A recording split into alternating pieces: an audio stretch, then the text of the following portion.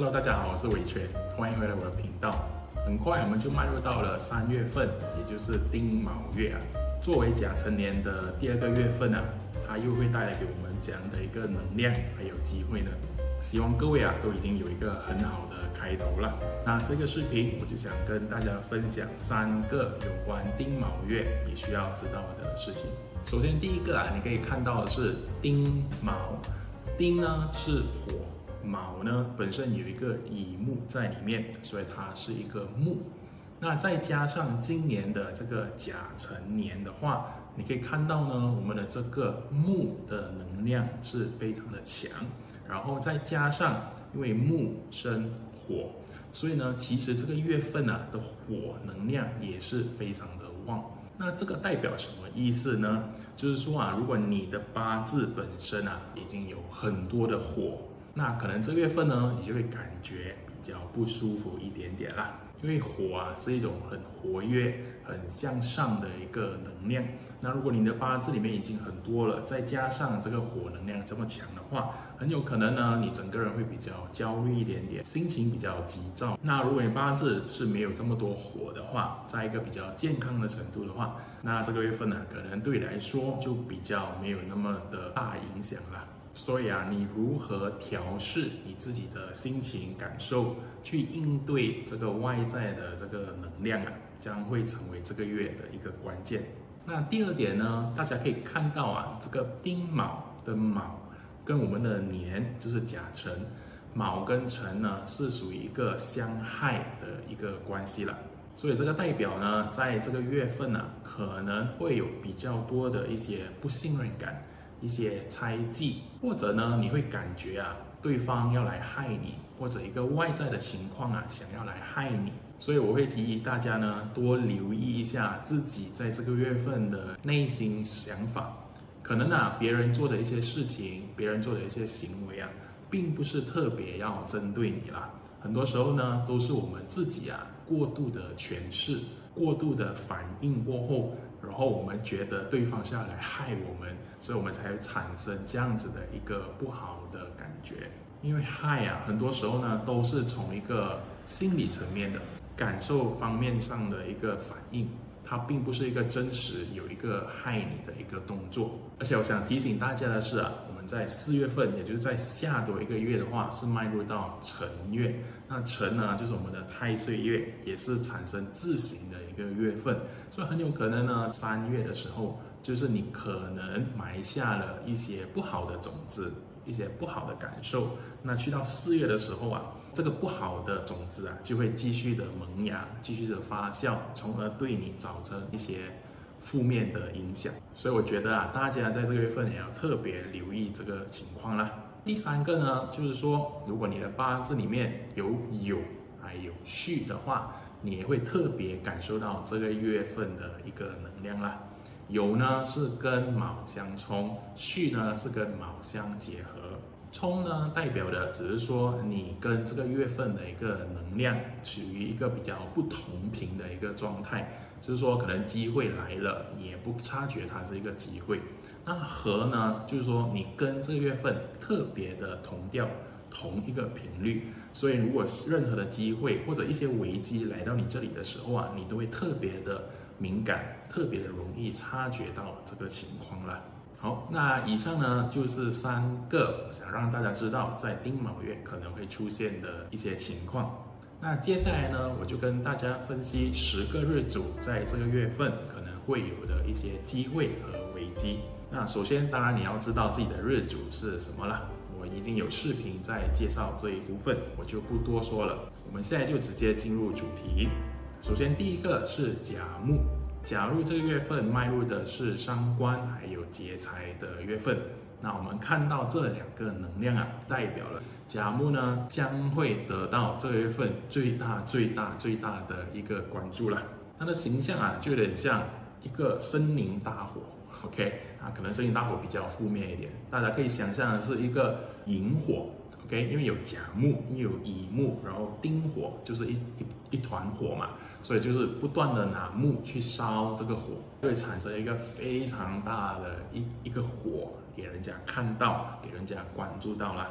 那如果你本身呢是从事一些需要得到关注、需要别人看到你的行业的话，或者你本身也是在做这一些事情，需要一点的推动力，那这个月份呢将会是非常好的一个机会啦。那当然相反的，如果你做的事情啊是比较不见得光。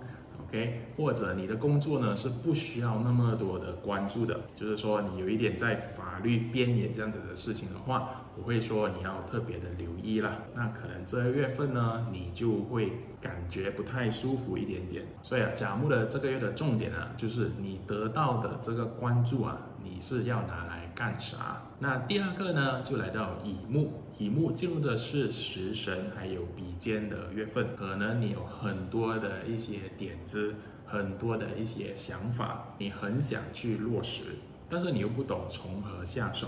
那很好的一个解决方法就是找你的同行或者跟你比较同频的一些朋友，去先得到他们的一些看法。或者他们的一些 validation， 就是好像认可这样子。那你通过同样一群人的意见交流过后啊，你对你的这个想法或者点子呢，可能会比较更有信心去执行它。那乙木这个月份可能的危险啊，是找到一些错误的人或者一些不对的人啊，来问他们一些意见。所以乙木记得要找到你相关行业或者相关领域的一些专家来给你意见啦。好，这是乙木。那第三个呢，我们来到丙火。丙火这个月份走的是劫财还有正印的月份。那丙火这个月份适合做什么呢？你要做的就是去研究、去分析你的同行或者你的竞争，可以大大提升你在这个领域的一个前瞻性。因为你知道别人在做什么，然后对比你自己在做的东西是不是有什么差别化，还是你们是几乎差不多一样。如果是一样的话，就代表其实你也没有什么优势。所以丙火这个月份就是要去想，要如何去提高自己的一个优势，自己的竞争力。那这个月份提供给你的方法就是去深入敌人的军营，截取他们好的部分，去学习对方好的一些做事方式，从而去强化你在这个领域的一个地位啦。好，这是丙火。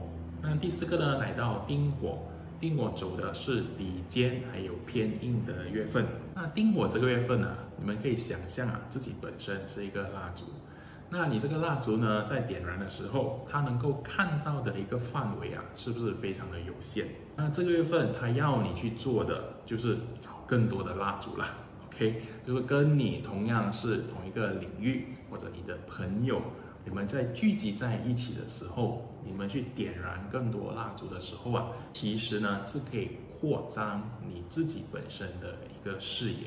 有时候我们需要认知到自己的能力是有限的。如果你想在某一个事情去加快它的脚步的话，你可以做的就是找到别人的一些帮忙，来帮你扩张，去探索你以前没有看过的一些领域，或者去了解到之前你都不知道有这一类的一些知识或者一些经验。所以丁火这个月份是一个非常适合去交朋友，去认识一些新的社交圈子，那将会给你带来一个很好的影响啦。那第五个呢，我们来到戊土。戊土这个月份走的是正印还有正官的月份。那我们看到正印跟正官我只能给戊土一个字，就是 focus。我们就是说戊土这个月份呢，是很适合用一些 routine， 是很适合去建立起自己的一个规律，一个作息的时间表，或者你工作的用一种比较有系统化的方式去提升你在某一个领域的一个专业程度。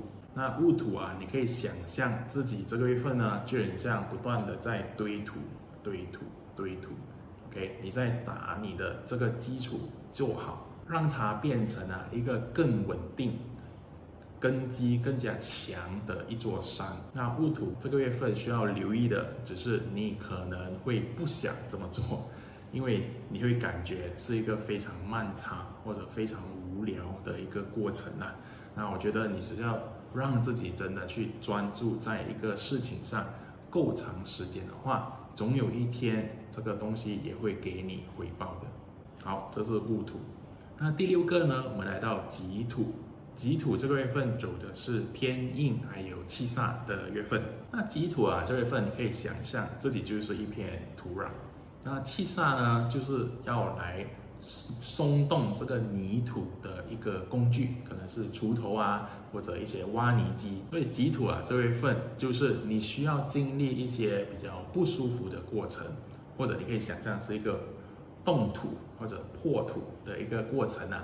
那你这个泥土呢才会松散出来，然后你才会比较容易看到一些新的可能性，甚至生长出一些新的东西出来。简单的一句话就是我们要除旧迎新，旧的东西去了，我们新的东西才能迎接进来。所以己土这个月份啊，我觉得就不要这么的固执，不要这么的坚持己见啊，保持一个比较开放的态度，愿意接受挑战的一个态度啊，去迎接一些新的可能性，把一些过去不好的可能是习惯、一些作息，甚至一些不好的圈子朋友让他们放弃掉的话，你才有可能迎接一些新的好的事物来到你这里了。好，这是己土。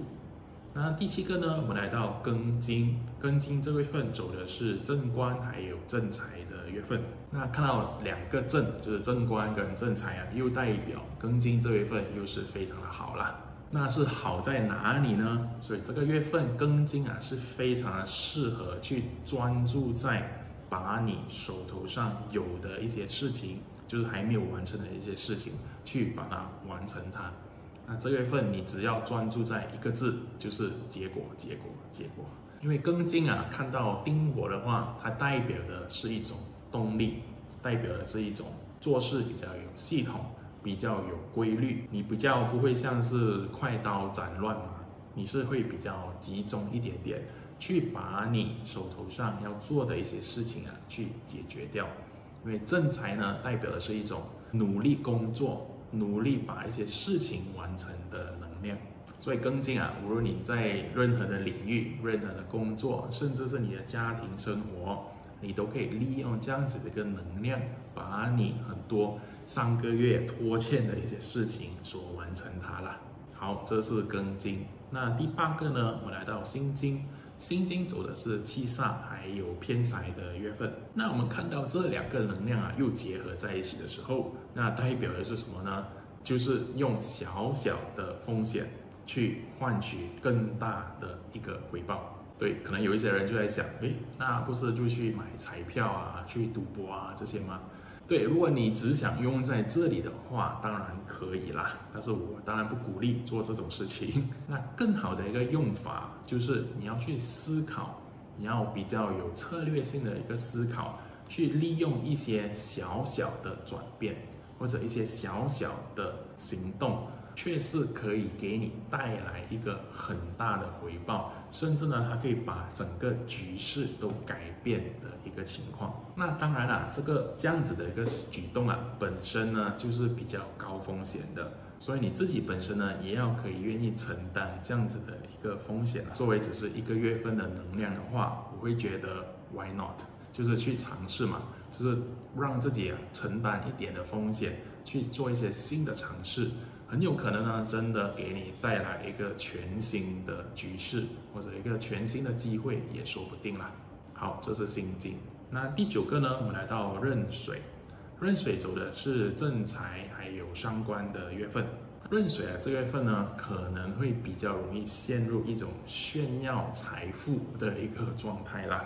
因为可以看到，就是伤官、正财。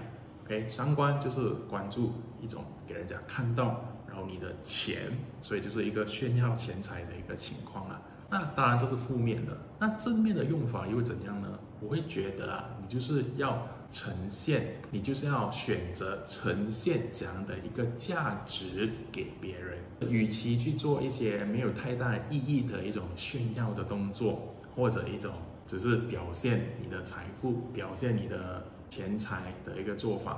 我会觉得你倒不如去思考，你可以把自己本身有什么价值的东西可以呈现出来，然后从而给到人家有一个价值。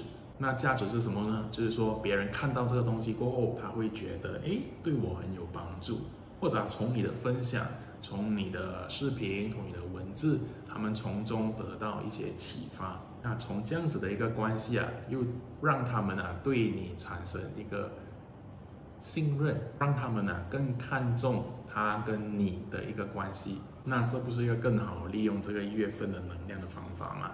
所以这也是壬水。那最后一个呢，我们来到癸水。癸水这个月份走的是偏财还有食神的月份。那癸水这个月份你将会有很多的点子，甚至比刚才那个乙木还要多。但是你要知道是我们1个月的时间是很短的，你真的只需要挑选一些你觉得对你比较有利，或者你比较有兴趣的一些点子去把它带到这个市场去，然后得到大家的一些反馈了。那所谓的市场可能是你的家人、你的朋友、你的同事，当然你也是可以直接去网络，你可能直接建立一个页面，问大家，如果我现在提供这样的东西的话，大家有兴趣吗？如果有兴趣的话，欢迎填写你的资料，留一个电邮。那如果你收到一堆的电邮的话，代表就是说你这个点子是有价值的。那如果无人问津的话，就代表你这个点子可能出了什么问题，需要做调整。所以癸水这个月份是很好去 monetize 有 idea 的一个月份，所以记得多做一点尝试，多去问别人的意见，看他们是怎样的一个反应啦。好，那以上呢就是10个日主在这个月份会有的一些机会，还有需要注意的事情。如果大家喜欢的话，记得留言、点赞，还有分享给你的家人朋友。那这一期视频呢就到这里，我们下一期视频见，拜拜。